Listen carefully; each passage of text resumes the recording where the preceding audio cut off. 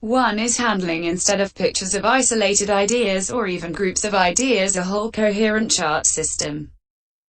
And besides, words, like maps and charts, are conventionally used to represent high dimensions. When already identified states or currents are encountered from new angles, the new situation can be verbalized in one of two ways at least.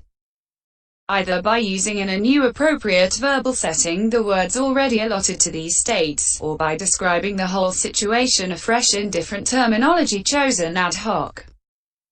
While the second may gain in individual brightness, connections with other allied references can hardly fail to be lost. Aerial photographs must be taken from consistent altitudes, if they are to be used for making maps. And words serve the double purpose of recording ideas already formed and of arousing new ones. Structural coherence between different parts in the Pali of the present work needs reflecting in the translation, especially in the last 10 chapters, if the thread is not soon to be lost. In fact, in the Pali, just as much in the Tipitaka as in its commentaries, when such subjects are being handled, one finds that a tacit rule, one term and one flexible definition for one idea, or state or event or situation, refer to, is adhered to pretty thoroughly. The reason has already been made clear. With no such rule, ideas are apt to disintegrate or coalesce or fictitiously multiply. And, of course, any serious attempt at indexing in English is stultified. One thing needs to be made clear, though, for there is confusion of thought on this whole subject, one so far only partly investigated. Point 23. This rule of parsimony invariance has nothing to do with mechanical transliteration, which is a translator's refuge when he is unsure of himself. The guiding rule, one recognizable idea, one word, or phrase to symbolize it, in no sense implies any such rule as one Pali word, one English word, which is neither desirable nor practicable. Nor in translating need the rule apply beyond the scope reviewed. So much for the epistemological and psychological problems. The linguistic problem is scarcely less formidable, though much better recognized. While English is extremely analytic, Pali, another Indo-European language, is one of the groups of tongues regarded as dominated by Sanskrit, strongly agglutinative, forming long compounds and heavily inflected. The vocabulary chosen occasioned much heart-searching but is still very imperfect. If a few of the words encountered seem a bit algebraical at first, contexts and definitions should make them clear.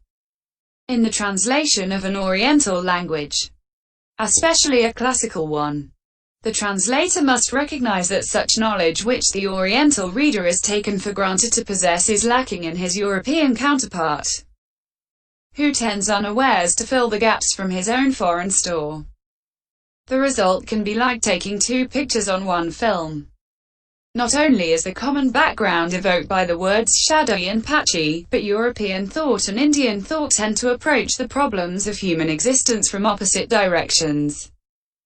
This affects word formations, and so double meanings, euphuisms, puns, and metaphors, and etymological links often follow quite different tracks. A fact which is particularly intrusive in describing mental events, where the terms employed are mainly material ones used metaphorically. Unwanted contexts constantly creep in and wanted ones stay out. Then there are no well-defined techniques for recognizing and handling idioms, literal rendering of which misleads. While, say, one may not wonder whether to render tour de force by enforced tour, or tower of strength, one cannot always be so confident in Pali. Then again, in the Visuddhimagga alone the actual words and word meanings not in the Ped come to more than 240. The Ped, as its preface states, is essentially preliminary. For when it was published many books had still not been collated. It leaves out many words even from the Sutta Pitaka, and the sub-commentaries are not touched by it. Also, and most important here, in the making of that dictionary the study of Pali literature had for the most part not been tackled much from shall one say, the philosophical, or better, epistemological, angle, 24 work and interest having been concentrated till then almost exclusively on history and philology. For instance, the epistemologically unimportant word vimana, divine mansion, is given more than twice the space allotted to the term pekasamappada, dependent origination, a difficult subject of central importance, the article on which is altogether inadequate and misleading, owing partly to misapplication of the historical method. Then gala, throat, has been found more glossarially interesting than paisandi, rebirth linking, the original use of which word at M3 230 is ignored. Under nama, too, nama-rupa is confused with namakaya, and so one might continue. By this, however, it is not intended at all to depreciate that great dictionary, but only to observe that in using it the Pali student has sometimes to be wary, if it is criticized in particular here, and it can well hold its own against criticism. Tribute must also be paid to its own inestimable general value. Concluding remarks. Current standard English has been aimed at and preference given always to simplicity. This has often necessitated cutting up long involved sentences, omitting connecting particles, such as pana, panatta, yasma when followed by tasma, hi, ko, etc. Closing parenthesis, which serve simply as grammatical grease in long chains of subordinate periods. Conversely, the author is sometimes extraordinarily elliptic, as in 14.46 and 16.68f. Closing parenthesis. And then the device of square brackets has been used to add supplementary matter, without which the sentence would be too enigmatically shorthand. Such additions, kept to the minimum, are in almost every case taken from elsewhere in the work itself or from the Paramatthamanjúsa. Round brackets have been reserved for references and for alternative renderings, as e.g. in I.140, where there is a sense too wide for any appropriate English word to straddle. A few words have been left untranslated. See individual notes. The choice is necessarily arbitrary. It includes kama, dharma, sometimes jhana, Buddha, sometimes bhikkhu, nibbana, patimokkha, cassiopeia, and arahant. There seemed no advantage and much disadvantage in using the Sanskrit forms bhikkhu, dharma, dhyana, arat, etc., as is sometimes done, even though karma and nirvana are in the concise Oxford Dictionary, and no reason against absorbing the Pali words into English as they are by dropping the diacritical marks. Proper names appear in their Pali speaking without italics and with diacritical marks. Wherever Pali words or names appear, the stem form has been used. E.g. Buddha, kama, rather than the inflected nominative Buddho, kami, unless there were reasons against it. 25. Accepted renderings have not been departed from nor earlier translators gone against capriciously. It seemed advisable to treat certain emotionally charged words such as real, especially with a capital R, with caution. Certain other words have been avoided altogether. For example, vasa, rains, signifies a 3-month period of residence in one place during the rainy season, enjoined upon bhikkhus by the Buddha in order that they should not travel about trampling down crops and so annoy farmers. To translate it by Lent, as is sometimes done, lets in a historical background and religious atmosphere of mourning and fasting quite alien to it, with no etymological support. Metempsychosis for paisandi is another notable instance. 26. The handling of 3 words dharma, chitta, and rupa, see glossary and relevant notes, is admittedly something of a makeshift. The only English word that might with some agility be used consistently for dharma seems to be idea, but it has been crippled by philosophers and would perhaps mislead Cheetah might with advantage have been rendered throughout by cognizance, in order to preserve its independence, instead of rendering it sometimes by mind, shared with mano, and sometimes by consciousness, shared with vināva, as has been done. But in many contexts all three Pali words are synonyms for the same general notion. See 14.82. And technically, the notion of cognition, referred to in its bare aspect by vināva, is also referred to, along with its concomitant affective coloring, thought and memory, etc., by cheetah. So the treatment accorded to cheetah here finds support to that extent. Lastly, mentality materiality, for nama-rupa is inadequate and name and form, in some ways preferable. Name. CCH. 18, N.4.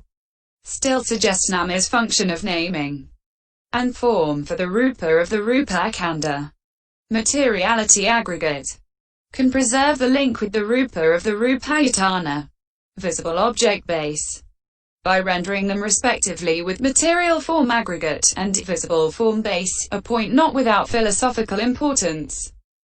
A compromise has been made at chapter 10.13. Materiality, or matter, wherever used, should not be taken as implying any hypostasis, any permanent or semi-permanent substance behind appearances, the objective counterpart of the subjective ego, which would find no support in the Pali. The editions of Sri Lanka, Burma and Thailand have been consulted, as well as the two Latin script editions, and Sinhalese translations besides. The paragraph numbers of the Harvard University Press edition will be found at the start of paragraphs, and the page numbers of the Pali Text Society's edition in square brackets in the text. The latter, though sometimes appearing at the end of paragraphs, mark the beginnings of the PTS pages. Errors of readings and punctuation in the PTS edition, not in the Harvard edition, have not been referred to in the notes. For the quotations from the Tipitaka, it was found impossible to make use of existing published translations because they lacked the kind of treatment sought. However, other translation work in hand served as the basis for all the Pitaka quotations. Rhymes seemed unsuitable for the verses from the Tipitaka and the ancients, but they have been resorted to for the summarizing verses belonging to the Visuddhimagga itself. The English language is too weak in fixed stresses to lend itself to Pali rhythms, though one attempt to reproduce them was made in chapter 4, where a passage from a sutta is commented on. The order of the explanatory comments follows the Pali order of words in the original sentence, which is not always that of the translation of it. In Indian books, the titles and subtitles are placed only at the end of the subject matter. In the translations they have been inserted at the beginning, and some subtitles added for the sake of clarity. In this connection, the title at the end of chapter 11, Description of Concentration, is a heading, applying not only to that chapter but as far back as the beginning of chapter 3. Similarly, the title at the end of chapter 13 refers back to the beginning of chapter 12. The heading, Description of the Soil in which Understanding Grows, Pana Bhumi Nidisa, refers back from the end of chapter 17 to the beginning of chapter 14. The book abounds in shorthand allusions to the Pitakas and to other parts of itself. They are often hard to recognize, and failure to do so results in a sentence with a half meaning. It is hoped that most of them have been hunted down. Criticism has been strictly confined to the application of Pali Buddhist standards in an attempt to produce a balanced and uncolored English counterpart of the original. The use of words has been stricter in the translation itself than the introduction to it. The translator will, of course, have sometimes slipped or failed to follow his own rules. And there are many passages any rendering of which is bound to evoke query from some quarter where there is interest in the subject. As to the rules, however, and the vocabulary chosen, it has not been intended to lay down laws, and when the methods adopted are described above, that is done simply to indicate the line taken. Janapada Nirati Navanivzaya, Samarinati Davyati, c. 17.24. End introduction.